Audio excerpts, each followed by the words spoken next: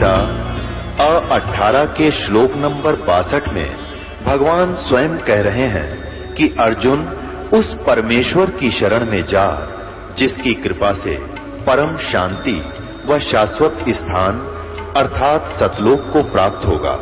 वो परमेश्वर कौन है, कहां है, कैसा है, जानने के लिए कृपया अवश्य सुनिए जगत गुरु तत्वदर्शी संत रामपाल जी महाराज के अमृत वचन। उनमें से छोटे की मृत्यु हो जाती है और छोटे भाई के जो 2 लड़के थे उनकी मां ने कहा कि बेटा तुम्हारे पिता अब नहीं रहे संसार में और तुम अभी बालक हो, कोई 13 वर्ष का, कोई 14 वर्ष का, तुम व्यापार नहीं कर सकते पुत्र। आप अपने ताऊजी के से अपना पार्टनरशिप कर लो, हिस्सा कर लो और पुत्र उनसे प्रार्थना करो कि ताऊजी हमें भी अपना पार्टनर बना लो, हमारे पिताजी नहीं रहे, हम बच्चे हैं। और ऐसा जाके कहो। और अब उनकी मां ने कहा कि बेटा मेरे पास ये कुछ लाल रखे हैं, ये 2-3 लाल रखे हैं बेटा, पैसे तो है नहीं, ये तेरे पिता के समय के लाल रखे हैं, इन लालों को ले जाओ और अपने ताऊजी को कह दो कि ये लाल गिरवी रख ले और हम अपना जब पैसा हमारा हो जाएगा, हमारे व्यापार में वृद्धि हो जाएगी, वो लाल हम छुड़वा लेंगे। तब तक आप इन लालों को गिरवी रख के और हमारे व्यापार का काम चलवा दो। दोनों भाई अपने ताऊजी के पास जाते हैं अपनी माता के द्वारा दिए गए लालों को लेकर। ताऊजी के पास जाकर कहते हैं ताऊजी मेरी माता जी कह रही हैं कि आप हमें अपने साथ व्यापार में हिस्सा कर लो, हमारे पिताजी नहीं रहे ताऊजी, हम बच्चे हैं, हमें ज्ञान नहीं है व्यापार का। ताऊजी ने कहा बेटा मैं तो स्वयं ही एक दिन कहने वाला था आपको, अच्छा हुआ आपने मेरे मुंह की बात छीन ली, आप ही कह दिया कि बहुत अच्छा। और साथ में कहा उन बच्चों ने कि ताऊजी मेरी माँ ने ये मेरे पिताजी के समय के रखे हुए लाल दिए हैं, इन लालों को आप रख लो, इनको गिरवी रख लो और व्यापार में काम चला लो। जब हमारे व्यापार में पैसा का धन वृद्धि हो जाएगी हम इनको गिरवी से छुटवा लेंगे। उन बच्चों के ताऊजी ने देखा, वो लाल खोले और उल्टे बांध के गठड़ी में पोटड़ी में कहा बेटा ये तो बहुत कीमती है, इनको वापस रखा हो तेरी माँ के पास, और दूसरे शहर से ना वहां मेरा उधार चलता है और तुम्हें आप उधार में ले आएंगे सारा वहां से सामान और फिर आके यहाँ से ही तेरी माँ पर फिर लाल ले लेंगे और फिर लाल ले जाकर के वहां उनको गिरवी रखे आएंगे, उनको दिलाएंगे पैसा। ऐसा करो बेटा। अब ठीक है ताऊजी जैसे आपकी इच्छा। उन्होंने आके दोनों बच्चों ने अपनी माँ से कहा माँ ये लाल रख लो, और ताऊजी ने ऐसे ऐसे कहा कि जब वापस आएंगे ना फिर इन लालों को ले लेंगे, वहां से तो उधार मिल जाएगा। उसकी माँ ने कहा बेटा ये रख दूंगी, जब चाहे ले लेना। वो ताऊजी जो है उन बच्चों का ताऊजी बड़ा शाना था, समझदार था। उन दोनों बच्चों को साथ ले गया व्यापार में, वहां पर उनसे आदान प्रदान करवाया पैसों का। एक दिन देश में उस सेठ ने उन बच्चे अपने दोनों भतीजों से कहा कि बेटा ये लाल लो और उस अमुक सेठ को जिससे अपन को 50,000 रुपए का सामान लिया है उसको ये लाल रखा, कह दो ये मेरे ताऊजी ने लाल भेजा है, इसको गिरवी रख लो, हम फिर आएंगे तो इसको छुड़वा ले जाएंगे। दोनों बच्चे वो लाल लेकर के सेठ जी के पास गए। सेठ जी से कहा कि हमारे ताऊजी ने कहा है कि आप इस लाल को गिरवी रख लो और फिर हम वापस आएंगे तब छुड़वा देंगे। सेठ ने वो लाल लिया, जौहरी बुलवाया, कहा भी देखना ये लाल खरा है या खोटा है। जौहरी ने कहा ये लाल नहीं है, ये तो लालड़ी है, ये तो ज्यादा से ज्यादा 200 रुपए की भी नहीं है। अब उस सेठ जी ने वो लाल जिसको लाल कह रहे थे वो बच्चे उसको पकड़ के बाहर गली में फेंक दिया कहता तुम कपटी झूठे कहीं के, तेरा ताऊ जी ऐसा व्यक्ति तो नहीं लगता था, नकली लाल देता हमारे को है, हमारे साथ धोखा कर रहा है, ऐसा व्यक्ति तो नजर नहीं आ रहा था जो उसने आज हमारे साथ धोखा किया है। ये तो लालड़ी है, ये तो 200 रुपए की नहीं, ये 9 लाख रुपए का लाल। अब दोनों घबरा गए, उसको उठाकर उस लाल को जो गली में पड़ा था वापस अपने ताऊ जी के पास आकर मायूस मुख करके आंखों में पानी भर के कहने लगे, ताऊ जी उस सेठ जी ने ये लाल बाहर गली में डाल दिया, एक जौहरी से परख करवा के कहा ये तो लाल नहीं है। ताऊ जी को तो मालूम था कि वो लाल नहीं है, वो चाहता था कि बच्चों को झटका लगेगा तो फिर ये स्वयं सोचेंगे कि कैसा होता है, निरीक्षण हो जाएगा इनका। फिर कहने लगा वो सेठ, बेटा मेरे से गलती होगी, ओहो अरे लाल तो इधर रखा था, मैंने तो यार लालड़ी दे दी बेटा तुम्हारे को। फिर उन बच्चों ने देखा उसमें तो बहुत फर्क अंतर है, दिन और रात का अंतर है। कहता ये ले जा बेटा और अक्षमा याचना करना और कहना सेठ जी को कि मेरे ताऊ जी से भूल लगी, गलती से वो दूसरी तरफ रखा हुआ लालड़ी दे दी और लाल इधर रखा था, अक्षमा याचना करना बेटा। अब दोनों के दोनों गए और सेठ से कहा, सेठ जी मेरे ताऊ जी का धोखा लग गया, वो गलती से लाल एक तरफ रखा था, लालड़ी दूसरी तरफ, जो धोखे से लालड़ी दे दी। तब सेठ जी ने वो लाल देखा और जौहरी बुलाया, जौहरी बोला ये है वो लाल, हाँ देखा ना बेटा।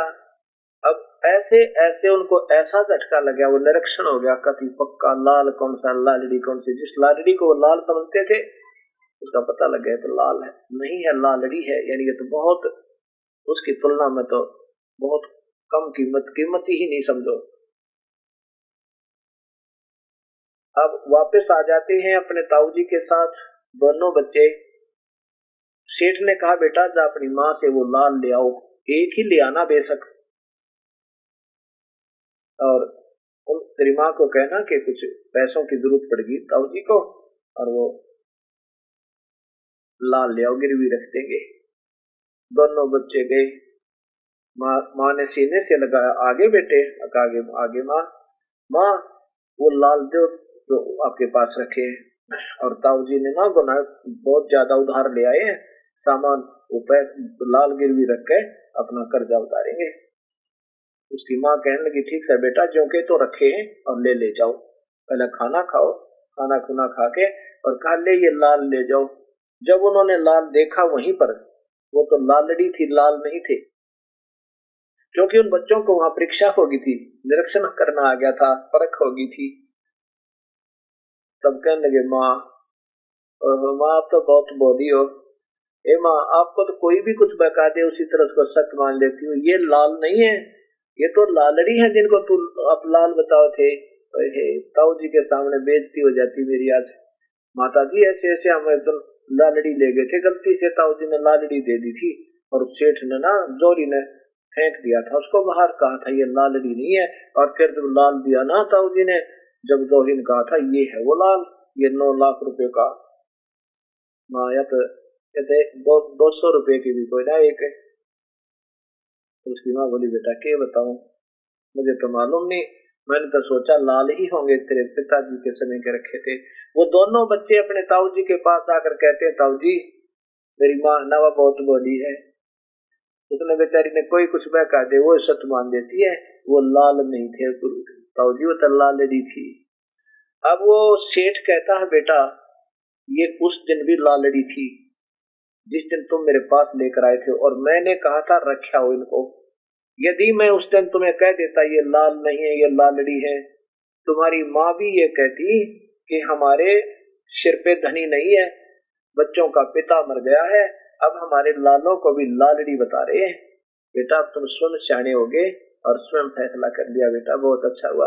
तो भगत समाज को ये परिभाषा प्रभु की लाल और लालड़ी की परख करवाओगी, आप स्वयं सियाने हो जाओगे और स्वयं अपने आप ही महसूस करोगे हम कहाँ खड़े थे इन भोले संतों के आसरा लिए, जिनको ये नहीं मालूम ब्रह्मा विष्णु महेश ये जन्म और मरण वाले हैं। ब्रह्मा विष्णु महेश को ये अजर और अमर बताते हैं, इनको सर्वशक्तिमान बताते हैं, तो बताओ इनके ये कैसे पारखू होंगे, इनके पास क्या ज्ञान होगा, ये स्वयं सोचना होगा। अब आपको दिखाता हूँ देवी भागवत महापुराण। ये देखिएगा देवी भागवत महापुराण,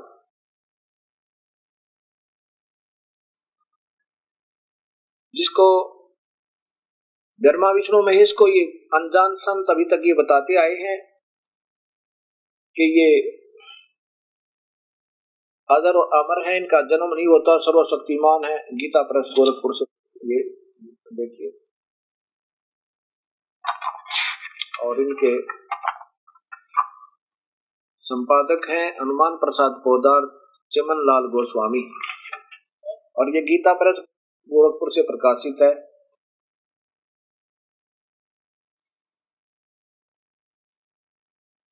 इसके 123 पृष्ठ पे देखिएगा,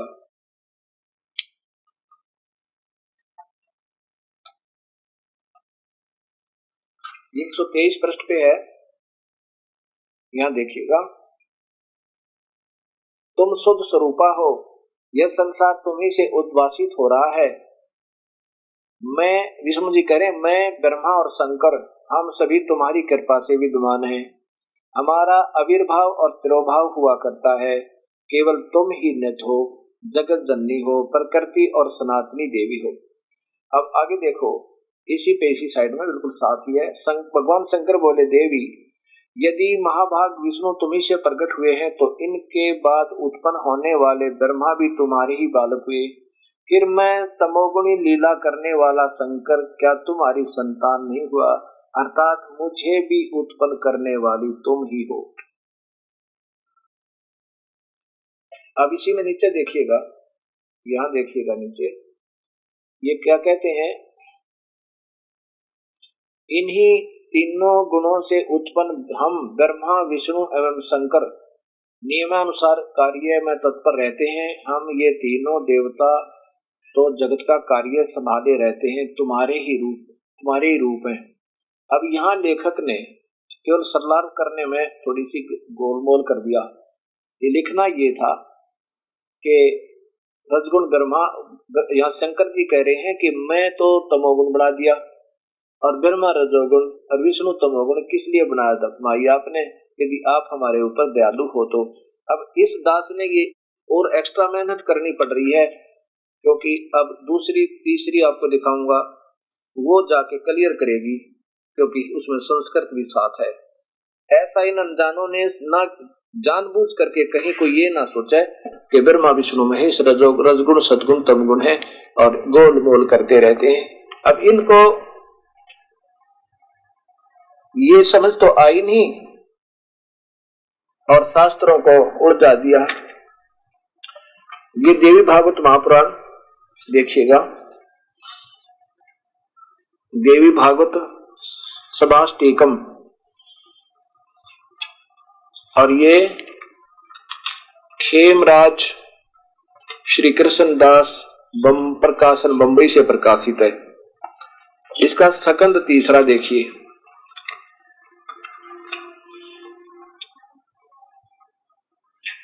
ये सकंद तीसरा इधर देखना, ये है अध्याय, यहाँ ऊपर देखना,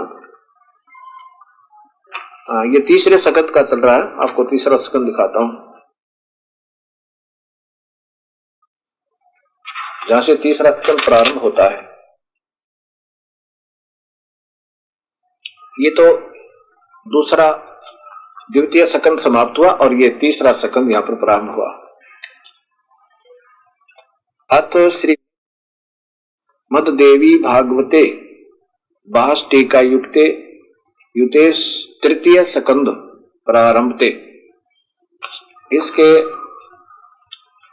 ये देखिएगा, यहां पर ये संस्कृत भी साथ है इसमें, इसलिए यहां से बिल्कुल निर्णय ठीक हो जाएगा। देखो यहां कहते हैं कि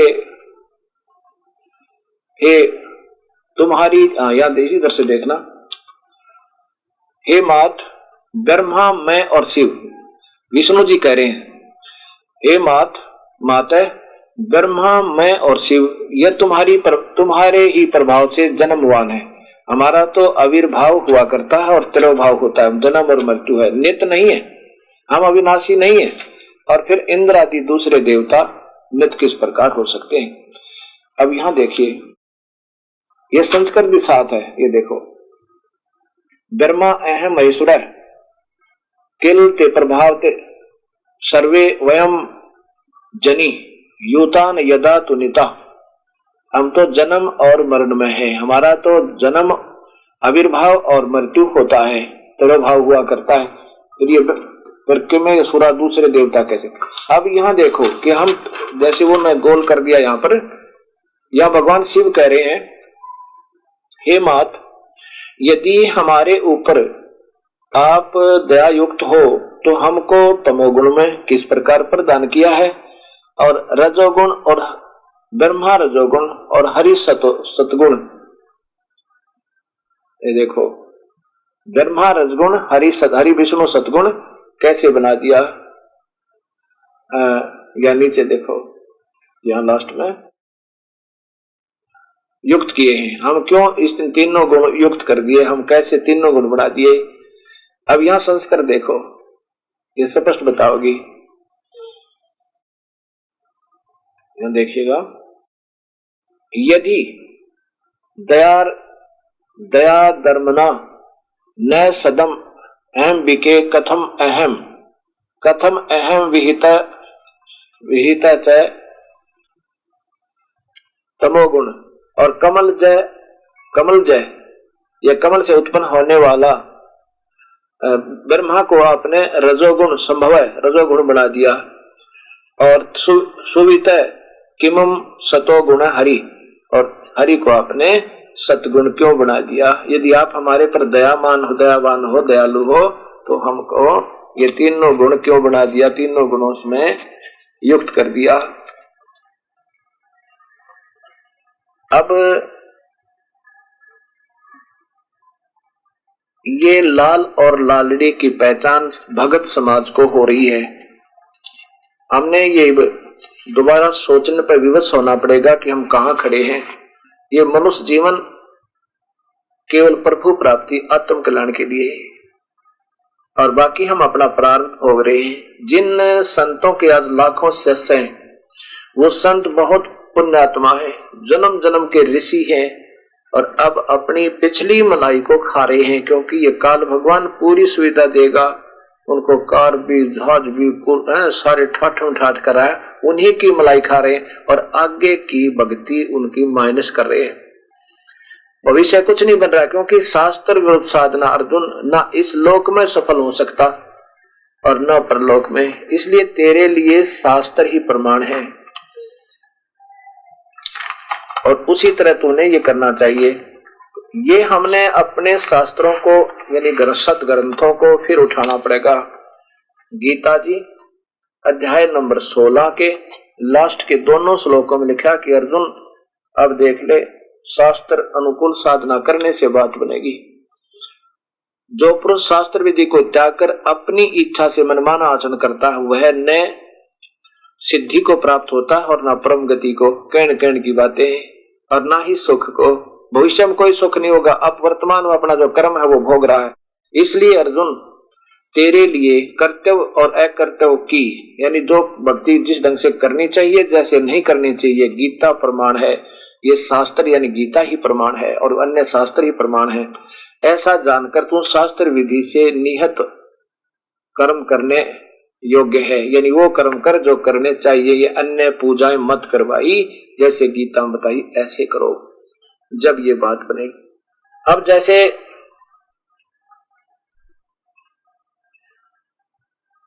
ये अनजान संत अभी भी कहते हैं शिव जी मृत्युंजय है, शिव भगवान ही अजर और अमर है, इनका विनाश नहीं होता, यही सर्वेश्वर है, सबके रचने वाले हैं। तो इन नादानों को बता क्या ज्ञान होगा, और क्या ये मार्गदर्शन कर रहे हैं, इनको स्वयं सोचना चाहिए और इसमें शर्म नहीं किया करते। संतों के कोई प्रेस्टेज इशू नहीं होता, प्रेस्टेज इशू असंत बनाया करते हैं। अगर मुझसे, क्योंकि मैं ज्यादा हिंदी और संस्कृत का ज्ञाता नहीं हूं, ज्यादा संस्कृत का ज्ञाता नहीं हूं, फिर भी परमात्मा की रजा है। परमात्मा जो चाहे सो कर सकता है, उसको तो एक निमित्त बनाना होता है। वो परमेश्वर ही कबीर साहब ही अपनी शक्ति देकर के इस दास से इन शास्त्रों का अब सार निकाल रहा है।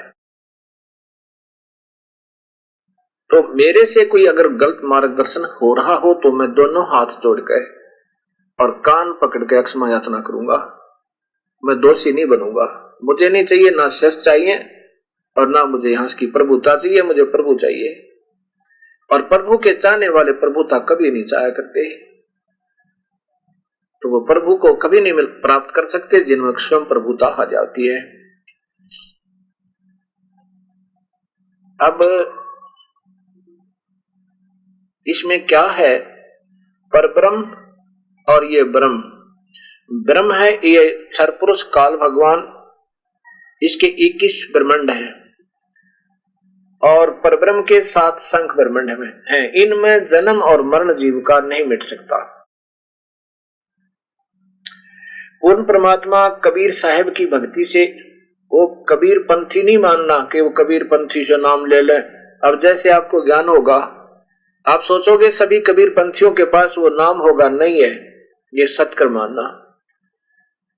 क्योंकि इस दास ने ये ढंडोरा तभी पीटना शुरू किया है, उसी समय इसे सत्य ज्ञान का मार्गदर्शन प्रारंभ किया जब पता चला कि इस कबीर पंथ के अंदर भी ये सत्य भक्ति मार्ग नहीं है। ज्ञान भले ही उनको है कि पूर्ण परमात्मा है, कबीर साहब सत्पुरुष हैं, लेकिन फिर अंत में उनकी जो अपनी सोच है वह बिल्कुल अधूरी है। ये तीन मंत्र का जाप और 3 ही व्यवस्था में आज तक ये नहीं दे पा रहे। क्योंकि कबीर साहब के बाद धर्मदास जी को आदेश दिया था, 6 पीढ़ी तक तो ठीक चला, उसके बाद 7वां जो है बांधवगढ़, उसमें दामाखेड़ा के अंदर 7वीं जो पीढ़ी वो स्वयं लिखते हैं, उसमें काल घुसेगा भाई, कबीर साहब ने कहा था। जब 7वीं में ही काल आ गया तो आगे भक्ति कार्य, इसलिए वो केवल सतनाम और 5 नाम देते हैं। वो 7 और तरह के वो आपको दिखाए थे मैंने, वो कहीं पर भी कबीर साहब के मार्ग शास्त्र में प्रमाण नहीं है कि ये नाम जपने। वो तो वैसे महिमात्मक नाम है कि जो इन सच्चे नामों का जाप करेगा वो अजर अमर हो जाएगा। तो ये सोचकर कहीं कहते हैं आसमान से गिरे और खजूर में अटक गए, कहीं न फिर इन कबीर पंथियों का, गरीबदासियों का, घिसा पंथियों का फिर फंस कर बैठ जाओगे। कहते हैं हम भी कबीर पंथी हैं और सारी शास्त्र विरुद्ध साधना कराई जा रही है। वो बात बन जावे आसमान से गिरे और खजूर में अटक गए। बाकी आपकी मौज है, मुझे शिष्यों की संख्या की आवश्यकता नहीं है। मैं चाहता हूं कि यहाँ पर अगर आपने उपदेश लेना है, ये दास ही प्रार्थना करता है कि बीड़ी शराब मांस तंबाकू कभी छूना भी नहीं है। पीना तो बहुत बाद की बात है, छूने का तात्पर्य है किसी को ला करके भी नहीं देना है, कि उसके पान करने के लिए, शराब मांस के लिए पैसा भी नहीं देना है। ऐसे ये समाज भी सुधरेगा और ये भक्ति भी सुचारू बनेगी। अन्य उपासना नहीं करनी है। उपासना का तात्पर्य है कि पितृ भूत प्रेत ये श्राद्ध वगैरह नहीं पूजने, कोई व्रत नहीं करना। गीता में मना किया, 6 अध्याय का 16वां श्लोक है कि अर्जुन ये योग अर्थात ये भक्ति ना तो ज्यादा खाने वाले की और ना बिल्कुल ना खाने वाले की ऐसा कभी सफल नहीं होती। बिल्कुल ना खाने वाले की भी असफल है, यानी व्रत रखे, और ज्यादा खावा उसकी भी असफल है। ज्यादा सोने वाले की और ज्यादा जागने वाले की भी विफल है।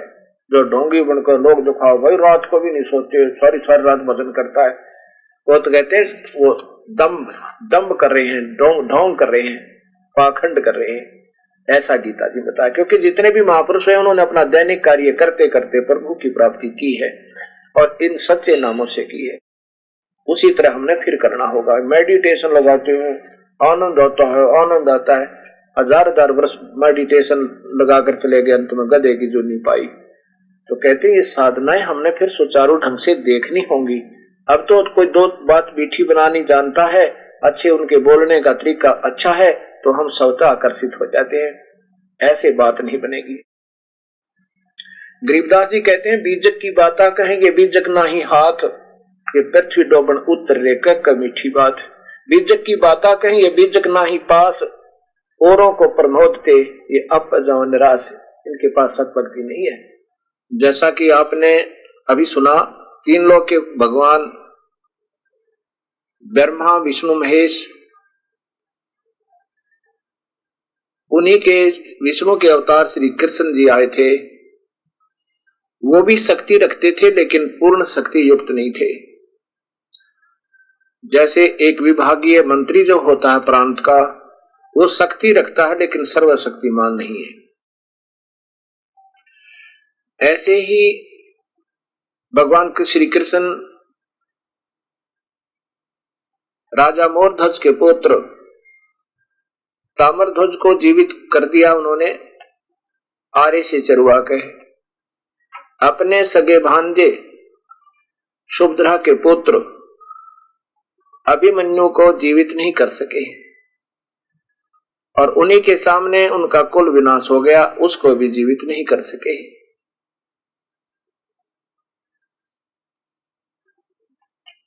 अब कबीर परमेश्वर के बारे में आपको ज्ञान देगा ये दास कि कबीर परमेश्वर अनंत कोटि ब्रह्मांड के मालिक हैं। पूर्ण ब्रह्म, सर्वशक्तिमान, सर्व ब्रह्मांडों के रचयिता,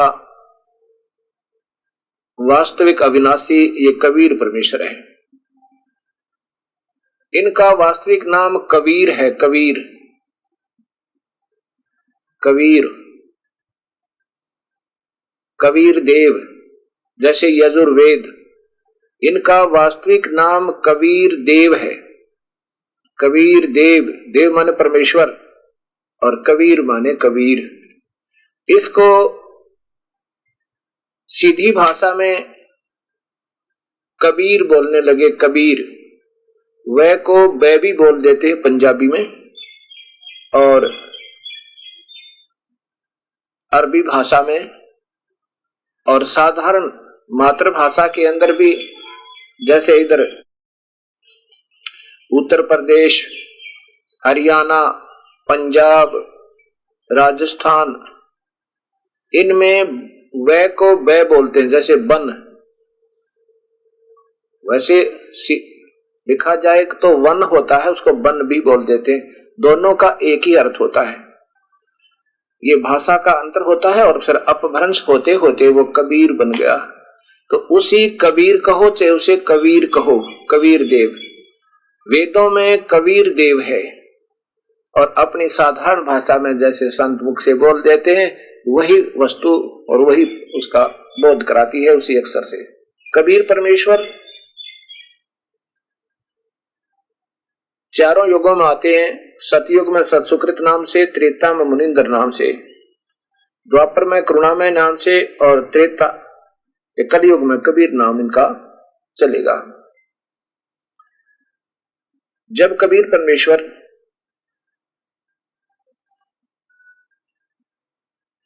कलयुग के अंदर आए,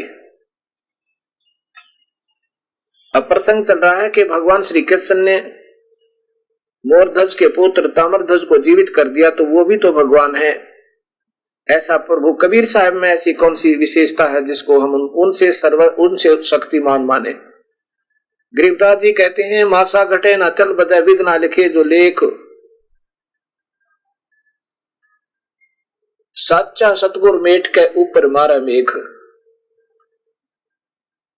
मासा घटे न तल बदे विद ना लिखे जो लेख, और सच्चा सतगुर मेट के ऊपर मारा मेघ। अर्थात पूर्ण परमात्मा कबीर साहब कर्म के दंड को और दुर्भाग्य को मेट सकता है। अन्य भगवान भाग्य से कम या ज्यादा नहीं कर सकते। केवल कबीर परमेश्वर है जो हमारे पाप कर्मों को काट सकता है। यजुर्वेद में 5वें अध्याय के 32वें श्लोक में कहा है कि कबीर अंगारी असी, उसी घसी कबीर अंगारी असी। वो कबीर परमेश्वर जो है वो हमारे पाप कर्मों को काटने वाला है। ये दास ने एक पुस्तक तैयार करा है, ये दास, इसमें ये अलग अलग संधि छेद भी आपको मिलेंगे पढ़ने को, त्रिभाषा प्रभु की। अध्याय नंबर 5 नीचे देखिएगा।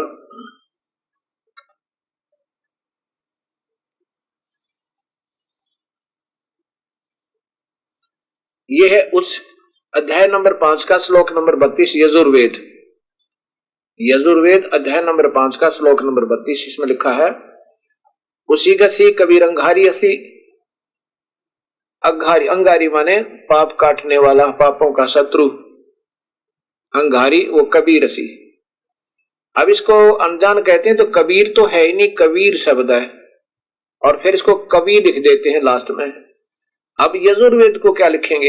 ये यजुर्वेद है। यजुर्वेद, इसके कबीर के साथ देव लगा देंगे तो कबीर देव ही बोला जाएगा। और मान लीजिए यजुर्वेद को अलग कर दिया तो इसको यजु भी लिख देंगे तो भी उसी गुणों से युक्त होगा जो इसके अंदर यजुर्वेद में ऋचाएं हैं, प्रभु की स्तुतियां हैं, वो बतानी पड़ेगी कि उस यजुर्वेद में, तो ये यजुर्वेद ही माना जाएगा। और जो गुण सारे वेदों ने गाए हैं वो बताना पड़ेगा, वो कबीर असी, वो कबीर देव है, वो कबीर परमेश्वर है जो बंधनों का शत्रु है, बंदी छोड़ है। ये कबीर परमेश्वर अनंत कोटि ब्रह्मांड के मालिक, सर्वशक्तिमान, पाप कर्मों को काटने वाले हैं। जैसे हिंदुस्तान का राष्ट्रपति फांसी की सजा को भी माफ कर सकता है, अन्य कोई नहीं कर सकता। इसी प्रकार पूर्ण ब्रह्म कबीर साहेब हमारे पाप कर्मों को भी काट सकता है। गरीबदास जी महाराज अपनी वाणी में कहते हैं, जम जो राजा से डरे मिटे कर्म के लेखे, अदली अदल कबीरे हैं कुल के सतगुरु एक। यम के दूत, ये काल जिससे डरता है, और जोरा का अर्थ होता है मृत्यु। कबीर साहब हमारी आयु भी बढ़ा देते हैं। ये देखिएगा सामवेद, इसकी संख्या नंबर 822 में स्पष्ट लिखा है कि वो परमात्मा कबीर साहब अपनी हंसात्मा जो सत भक्ति करती है, ये सर्वदेशिक आर्य प्रतिनिधि सभा का प्रकाशन। और ये कहां से प्रकाशित है, कौन इनके सरलार्थ करता है? सामवेद हिंदी भाषा स्वर्गीय पंडित तुलसीराम स्वामी कृत, सर्वदेशिक आर्य प्रतिनिधि सभा 3/5 महर सिद्धांत भवन, आसफ अली रोड, नई दिल्ली, दूरभाष इतना। इसके श्लोक नंबर 822 में देखिएगा। वैसे तो बहुत ही श्लोक है लेकिन इनमें कबीर साहब का नाम प्रत्यक्ष लिखा हुआ है। ये सामवेद देख रहे हैं आप। मनीषी भी पवते पूर्व कबीर, ये रे जो है यहां लगना है, ये रे यहां काम करेगा, हलंत वाला रे बन जाएगा इसके साथ। कबीर निर्भयत परिकोसान असिदत्त त्रि तस्य नाम, 3 नाम, त्रि नाम, जनन मधु अक्षरन इंद्रस्य वायुम सखाय वर्धन। वायु माने जीवन को, श्वासों को, प्राणों को, वर्धन माने बढ़ाता है अपने साथी के, अपने खास मित्र अर्थात सत भक्ति करने वाले के। अब इसी 822 नंबर श्लोक का आप संधि छेद देखिए और साथ में इसका विचार लगाइए। ये सामवेद संख्या नंबर 822, ये है मनीषी भी, ये संधि छेद है। मनीषी भी पवते पूर्व कबीर, कबीर नर भी, ये ऐसे हलंत वाला रह लग के कबीर बन जाता है। और फिर इसको अपभ्रंश होता होता ये कबीर बन गया, ये कबीर है। नर भी यत परिकोसान असिदत्त, कोसान माने अपने खजाने से, अपने आशीर्वाद से, वो कबीर परमेश्वर। इधर देखना, त्रि तस्य नाम है, उसको 3 नाम प्रदान करके, जनन माने मृत्यु का,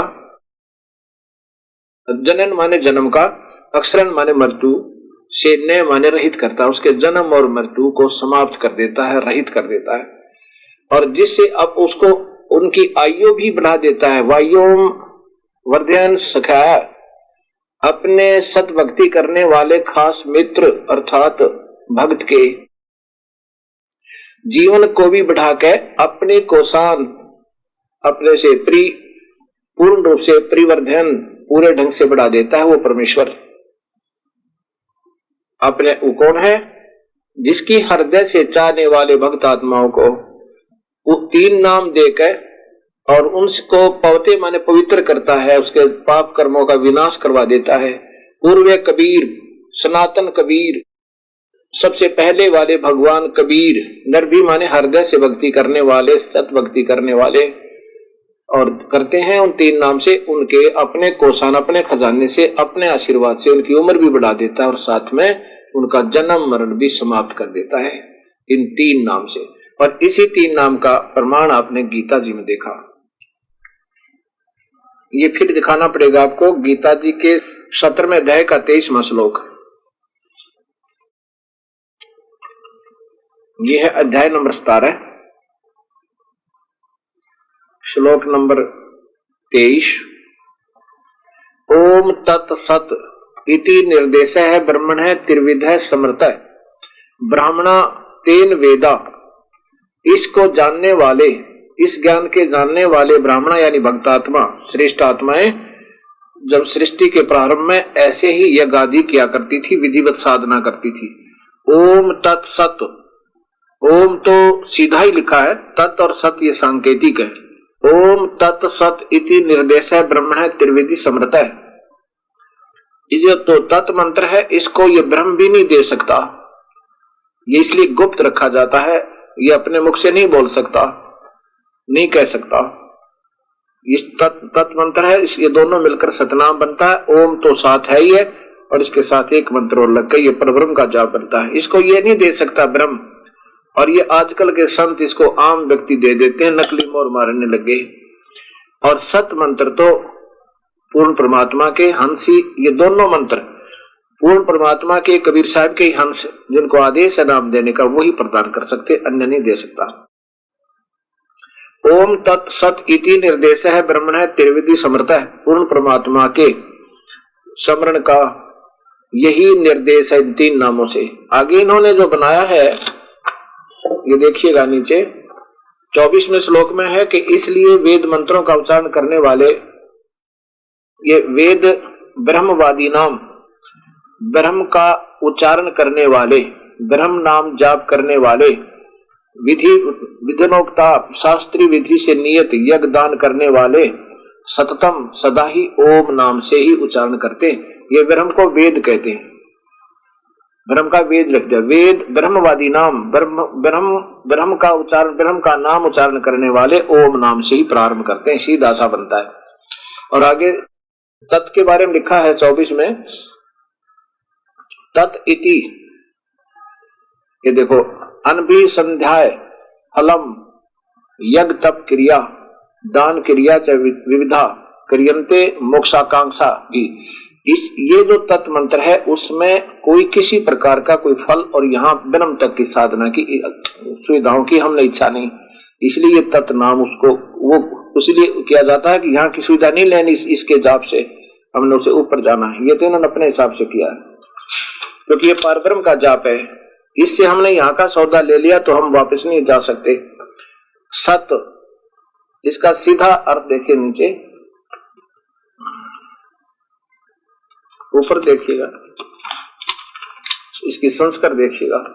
सद्भावे साधु भावे च सत इति एतत् प्रचुते प्रयुच्यते प्रसते कर्मणि तथा सत शब्द पार्थ युज्यते। अब ये लिखा कि सत जो नाम है ये तो बहुत ही अच्छे जो शुभ कर्म, ये तो साधु लोग साधु भाव बिल्कुल ही यानी मुक्ति के लिए पूर्ण परमात्मा का विधिवत साधना करने वाले ही उस पूर्ण परमात्मा की भक्ति के साथ ही इसका प्रयोग किया जाता है। और इन्होंने इसका क्या किया है कि सत इस प्रकार यह है परमात्मा का नाम सत भाव में और श्रेष्ठ भाव में, यानी सत भाव में अर्थात पूर्ण परमात्मा का ही भक्ति करने प्रयोग किया जाता है। वो ये सत भाव क्यों, वो कौन से असत भाव थे ये उस पूर्ण परमात्मा का उत्तम मंत्र है। उत्तम कर्म सत शब्द प्रयोग किया जाता है, यानी पूर्ण परमात्मा के सतलोक में जाने के लिए उस सत अर्थात वास्तविक मंत्र का जाप किया जाता है, ये कहना चाहा है कबीर साहब। काशी के अंदर, बनारस में, कलयुग में, बनारस के अंदर उत्तर प्रदेश में एक बहुत ही विशाल नगरी बनी हुई है काशी। उसमें एक कमल के फूल पर एक बच्चे का रूप धारण किया कबीर परमेश्वर ने सतलोक से आकर। तेज पुंज का अन्य शरीर बनाया और एक कमल के फूल पर विराजमान हुए। अब इसकी थोड़ी सी कहानी सुनाता हूं आपको, सत कथा। सुपथ सुदर्शन, जिन्होंने पांडवों की अश्वमेध यज्ञ को संपूर्ण किया था। अब भाव ये हमारा कहने का कि कबीर साहब ही सुदर्शन का रूप बनाकर और पांडवों की यज्ञ में गए थे, परंतु नाम सुदर्शन का ही चलेगा क्योंकि कबीर परमेश्वर ने अपनी प्यारी आत्मा को ये महिमा देनी थी। गरीबदास जी कहते हैं सतगुरु नाल वड़ियाइयां जिन चाहे तिन दे। सतगुरु नाल वड़ियाइयां कबीर परमेश्वर जिसने महिमा देना चाहता है दे देता है। ये स्वयं महिमा के भूखे नहीं है, ये स्वयं महिमा नहीं चाहते। तो अब हमने सुदर्शन ही कहना पड़ेगा, भले ही कबीर परमेश्वर ने उन्हीं का रूप बना करके ये सब कार्य सिद्ध किए थे। ये दयालु हैं, इनके बिना कोई भी कार्य सिद्ध नहीं हो सकता। गीता जी के 15वें अध्याय का 17वां श्लोक बताता है कि वास्तव में उत्तम पुरुष तो अन्य, वास्तव में पुरुषोत्तम यानी पूर्ण भगवान तो, सही भगवान तो कोई और ही है, और उसी को परमात्मा इति उदाहरते, वही परमात्मा कहलाता है। और वही तीनों लोकों में प्रवेश करके सबका धारण पोषण करता है। सबको कर्माधार पर जो भी करना कराना है वही कबीर परमेश्वर करता है। सुदर्शन जी के माता पिता ने कबीर साहब का उपदेश नहीं लिया। जब सुदर्शन जी सतलोक जाने लगे उसमें कबीर साहब ने पूछा था, सुदर्शन बता तेरे मन में इस काल के लोक की किसी भी वस्तु की कोई इच्छा तो नहीं है? यदि तेरे मन में इस काल के लोक की इच्छा रही तो तुझे यहीं फिर जन्म में आना पड़ेगा। उसमें सुदर्शन जी ने कहा था, हे परवरदिगार, आपने ऐसा अनमोल ज्ञान दे दिया, ऐसा निर्मल ज्ञान दे दिया दाता, यहाँ की तो किसी भी चीज की, चाहे मुझे इंद्र भी क्यों ना बना दे, कति इच्छा नहीं है। एक प्रार्थना है दास की आपसे कि मेरे माता पिता ने आपका उपदेश नहीं लिया, मुझे बड़ा दुख हो रहा है। आपके ज्ञान से इस दास को इतना जानना हो गया, इतना ज्ञान हो गया आपके सत प्रकाश सत ज्ञान कि सत भक्ति के बिना ये प्राणी चाहे कितना ही सुखी नजर आवे और कैसी साधना कर रहा है ये पार नहीं हो सके, 84 में जाएगा, बहुत कष्ट उठाएगा। तो हे दाता, कभी मेरे माता पिता मनुष्य जन्म पावे, मेरी अर्ज है आपके चरणों में, उनको चरणों में लेना दाता, उनकी मुक्ति करना। अब कबीर साहब ने सोचा कि ये नादान भी फंसेगा अपने माता पिता के चक्कर में, तब कहा बेटा तू चिंता ना करे, कहीं उनके मुक्ति के चक्कर में तू भी अपनी आस्था इस काल के लोक में फिर रख ले, तेरा फिर जन्म होगा। तब कहा नहीं दाता, आपके चरणों में ये दास समर्पित है। तब कबीर साहब ने कहा था ठीक है, जब कभी इनको मानव शरीर प्राप्त होगा मैं इनसे कोशिश करूंगा, तू चिंता मत करे। उसके बाद सुपथ सुदर्शन के माता पिता का जन्म जो है एक ब्राह्मण ब्राह्मणी का हुआ। ऐसे 2 जन्म होकर के फिर तीसरे जन्म में, इनसे पहले 2 जन्म और हो चुके थे, उनमें भी उनको कोई संतान नहीं थी। किनको? नीरू और नीमा को। नीरू और नीमा जो है वो सुपथ सुदर्शन जी के माता पिता थे जब वो द्वापर युग में आए हुए थे। और उनके नीरू नीमा बनने से पहले 2 जन्म और ब्राह्मण और ब्राह्मणी के हुए थे, और उससे पहले वो वाल्मीकि जाति में थे।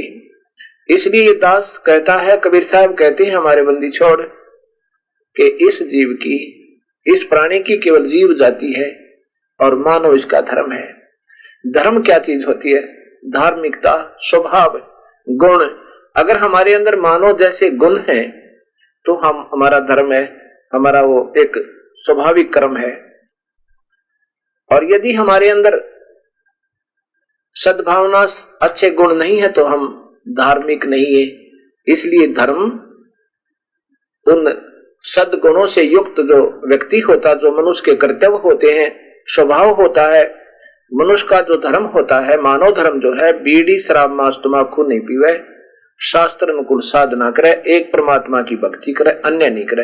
वास्तव में धर्म ये होता है किसी की बुराई ना करे, किसी की चोरी ठगी नहीं करे, सुरापान मांस मद किसी प्रकार की नशीली वस्तुओं की का सेवन ना करे, वो धार्मिक व्यक्ति होता है। ये मानव का धर्म होता है, ये मानव धर्म है, ये मानव के गुण है, स्वभाव होता है।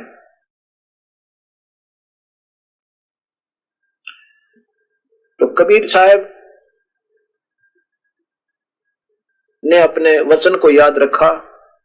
उन पहले वाले दोनों जन्मों में भी कबीर साहब उस नीरू नीमा, जो अब नीरू नीमा बने थे, उनसे मिले, लेकिन उन्होंने माना नहीं था।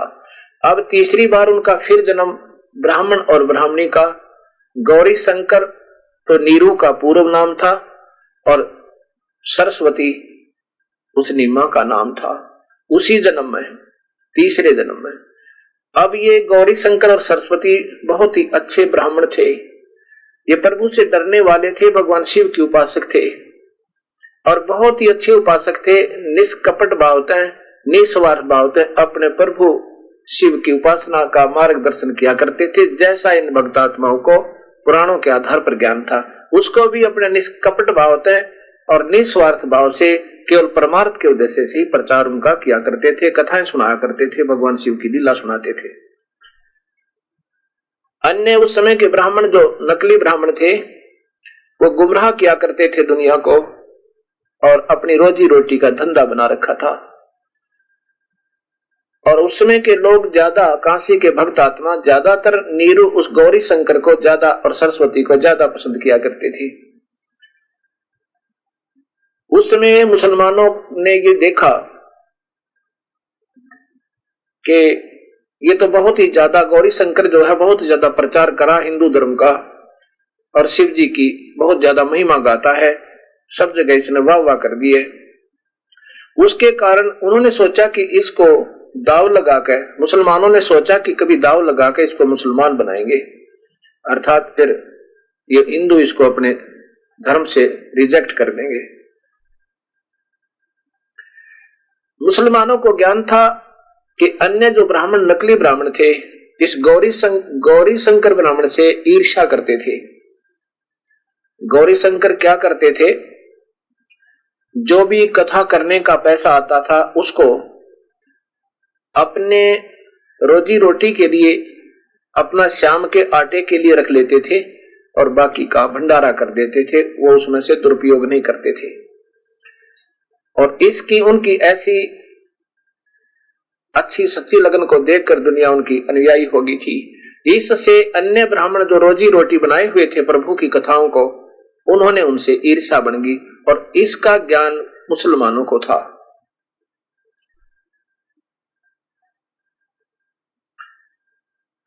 कि इनके साथ कोई नहीं है, ये अकेले हैं।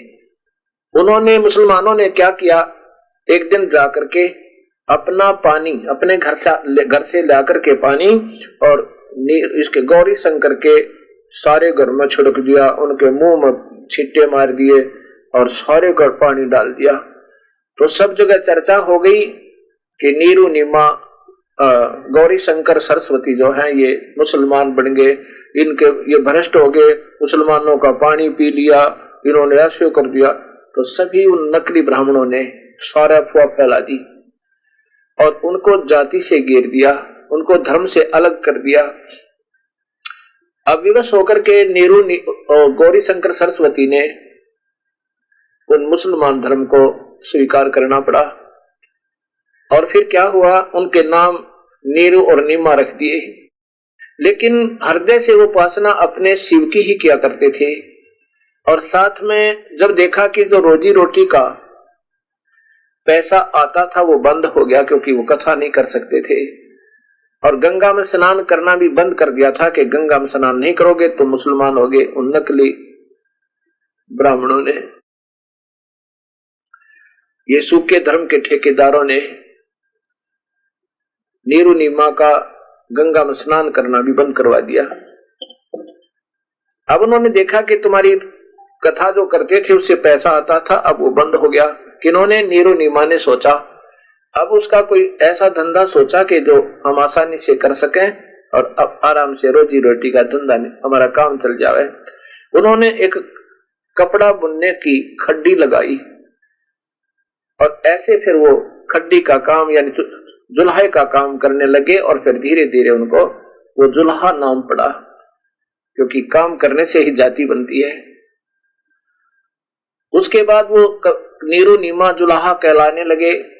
10-15 वर्ष तक, 20 वर्ष तक उनका कोई संतान नहीं हुई और इतने में उनका नाम जुल्हा पक गया। अब नीरू नीमा जो है उसकी पत्नी थी नीरू की, बहुत प्रार्थना किया करती थी, हे भगवान शिव जी, हे परवरदिगार, हे सर्वशक्तिमान, आपकी दासी को भी एक खिलौना दे देते, मेरा भी काम चल जाता, संसार में हमारा सिर हो जाता, साझा हो जाता। हे दाता, ऐसा हमारे से कौन सा दुष्कर्म हुआ है कि हमारे पुत्र नहीं हुआ। ऐसे रोज विलाप किया करती थी। नीरू कहता था कि जो प्रभु को मंजूर है उसी में हमें सुख रहना चाहिए, खुशी रहना चाहिए, ये हमारा भला है। लेकिन वो नहीं मानती थी, रोती रहती थी, याद करती रहती थी। एक दिन वो क्या करते थे, प्रतिदिन नीरू और नीमा स्नान करने के लिए अपनी झोंपड़ी से लगभग 3.5 किलोमीटर की दूरी पर, 4 किलोमीटर की दूरी पर एक लहर तारा नाम का तालाब है, अब भी विद्यमान है। वो उस समय गंगा की लहरों के उछलने से पटड़ी नीची होने तक और गंगा का पानी उछल उछल कर वो भरा रहता था और फ्लो करके, और उसका उस क्षेत्र का नाम तारा क्षेत्र था, तारा। और लहरों के द्वारा वो पानी भर जाता है तो उसको लहर तारा क्षेत्र तालाब कहने लगे, लहर तारा तालाब। वो काफी लंबी चौड़ी एक झील, लेक का रूप धारण किए हुए रहता था। नीरू और नीमा प्रतिदिन सुबह सुबह गर्मियों में वहां स्नान करने के लिए जाया करते थे। विक्रमी संवत 1455 सन 1398 वो शुभ दिन, वो शुभ घड़ी इस समाज पर भूली नहीं जा सकेगी, भगत समाज पे, जिस दिन परम पिता ने आके उस लहर तारा तालाब में अरे कमल के फूल के ऊपर अपना शिशु रूप धारण किया था। सुबह सुबह ब्रह्म मुहूर्त में ज्येष्ठ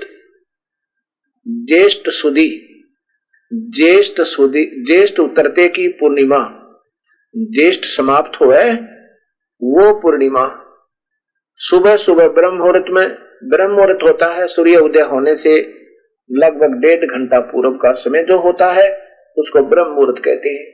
उस समय वो कबीर परमेश्वर अपने सतलोक से आए, ऊपर आकाश से एक प्रकाश सा आता नजर आया, प्रकाश का गोला, अर्थात इतना तेज था, तेज होती है वो लाइट कबीर परमात्मा की, वो होते हैं आकार में भी उस समय, लेकिन उसको कोई देख नहीं सकता, केवल प्रकाश दिखाई देता है। कौन देख सकता है? जिनकी दिव्य दृष्टि खुल जाती है, उसमें फिर आकार भी दिखता है, आकार से फिर प्रकाश होता है। जैसे सूर्य दिखाई देता है तो प्रकाश है, किससे है वो प्रकाश? सूर्य से है। उसी समय एक अष्टानंद नाम के एक ऋषि प्रतिदिन उसी लहर तारा तालाब पर स्नान करने के लिए जाया करते थे, और उस दिन वो भी अपना स्नान करके अपने ध्यान भजन की चेष्टा कर रहे थे। इतने में क्या देखा कि ऊपर से एक बहुत तेज का पुंज आया, यानी कबीर परमेश्वर सह शरीर आए। और वो जब अपने वास्तविक शरीर में होते हैं उनको देखा नहीं जा सकता, इन आंखों से आंखें हमारी बंद हो जाती हैं। प्रकाश जैसे वेल्डिंग सेट का लगा कर ऐसा एकदम इन चरम दृष्टि को ऐसा महसूस होता है, फिर ये आंखें बहुत कम देख सकती हैं उसकी तरफ। तो अष्टानंद जी ने देखा कि ऊपर से एक बहुत तेज प्रकाश आ रहा है, प्रकाश का समुपुंज, और आकर के कमल के फूल के ऊपर परिवर्तित हो गया। कमल के फूल के ऊपर उसने देखा तो सारा लहर तारा तालाब उस तेज से प्रकाशित हो गया, और वो पुंज, वो तेज का जो समूह एक स्थान पर आकर और एक ऐसे प्रवर्तित होता दिखा उसने जैसे कोई बालक बन गया हो। लेकिन उसको यकीन नहीं हुआ, उसने सोचा कि ऐसे कोई सौपन या कोई तेरा भ्रम है, और फिर सोचा कि मैं तो जागृत हूं, सौपन भी नहीं हो सकता है मेरी कोई भक्ति की उपलब्धि हुई हो। चल के अपने गुरुदेव स्वामी रामानंद जी से इसके बारे में विचार विमर्श करूंगा और पूछूंगा, दाता ये क्या कोई भक्ति की उपलब्धि है मेरी या कोई मेरा भ्रम है। अष्टानंद जी तो वहां से उठकर चले गए, और अष्टानंद जी ने आकर के अपने गुरुदेव से पूछा, गुरुदेव आज मैंने ऐसा ऐसा चमत्कार देखा, ऊपर से बहुत तेज प्रकाश दिखाई दिया और नीचे कमल के फूल के ऊपर वो सिमट गया। मुझे ऐसा महसूस हुआ जैसे कोई बच्चा बन गया हो, कोई बालक नजर आया। बालक दिखाई नहीं दिया स्पष्ट, पर महसूस हुआ जैसे कोई बालक का रूप धारण कर लिया उसने। और सारे के सारे कमल ऐसे चमक रहे थे जैसे सूर्य के प्रकाश में भी नहीं दिखाई देते, इतने स्पष्ट। तो पूछा, हे भगवान, हे गुरुदेव, ये मेरी कोई भक्ति की उपलब्धि है या कोई मेरा भ्रम है। तब स्वामी रामानंद जी ने कहा कि पुत्र, ये न तो तेरी भक्ति की उपलब्धि है और न ही तेरा कोई भ्रम है। ये ऐसे लक्षण जब होते हैं जब कोई ऊपर से अवतार शक्ति आती है पृथ्वी पर किसी माँ के गर्भ में जन्म लेगी। क्योंकि इन महापुरुषों ने मालूम है, ये इतना ही जानते हैं कि माँ के बिना कोई पैदा नहीं हो सकता। तो उन्होंने सोचा कि कोई शक्ति ऊपर से आई है और किसी माँ के गर्भ में वो शक्ति प्रवेश कर जाएगी। लेकिन ये कबीर परमेश्वर स्वयंभू परिभू, ये अजायत है, ये कभी पैदा न होने वाले स्वयं प्रकट हो जाते हैं। स्वयंभू, स्वयं प्रकट होने वाले कबीर परमेश्वर है। उधर से नीरू और नीमा अपने नित्य प्रति की तरह स्नान करने के लिए सुबह सुबह लहर तारा तालाब की तरफ प्रस्थान कर देती हैं। रास्ते में नीमा याद कर रही है प्रभु अपने शिव भगवान को और रो रही है। भले ही वो मुसलमान बन गए थे लेकिन हृदय से अपने शिव की आस्था नहीं हट पा रही थी।